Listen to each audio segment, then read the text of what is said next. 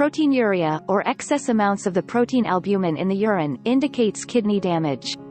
Your body needs this protein for various purposes, and normally functioning kidneys are able to keep what the body needs and get rid of what it does not.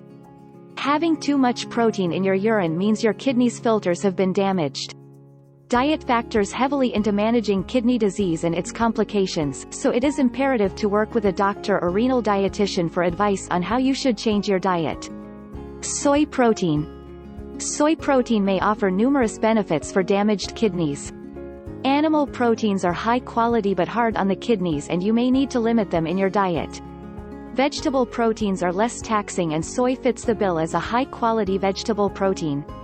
It might also help reduce proteinuria, according to a study published in 2003 in the European Journal of Clinical Nutrition, which had patients follow a commonly recommended renal diet consisting of 70% animal protein and 30% plant protein, followed by a diet consisting of 35% soy protein and 30% other vegetable proteins.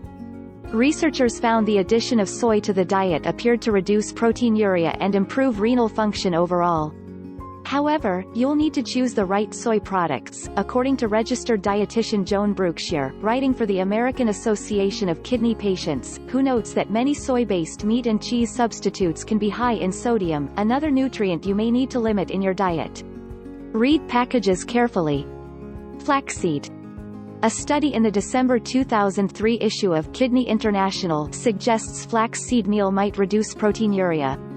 Dutch researchers had diabetic rats likely to develop kidney disease follow either a diet consisting of 20% casein, the protein found in milk, 20% soy protein, or 20% flaxseed meal for 6 months.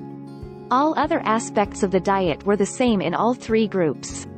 The researchers found that the amount of protein excreted in the urine of the flaxseed-fed rats was lower in the soy diet than in the other diets.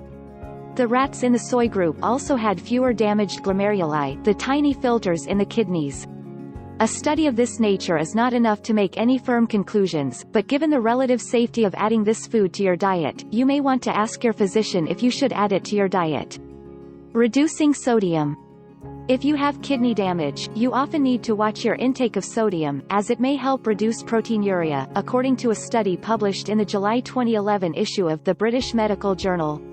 Researchers divided participants into a reduced salt diet in combination with ACE inhibitors, a medication used to treat proteinuria, a low-salt diet, and placebo, a regular sodium diet with the medication, or the placebo with a regular sodium diet.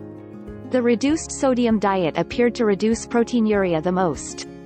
Healthy adults should limit their sodium intake to no more than 2,300 mg daily, but limiting sodium intake to no more than 1,500 mg per day may offer greater health benefits.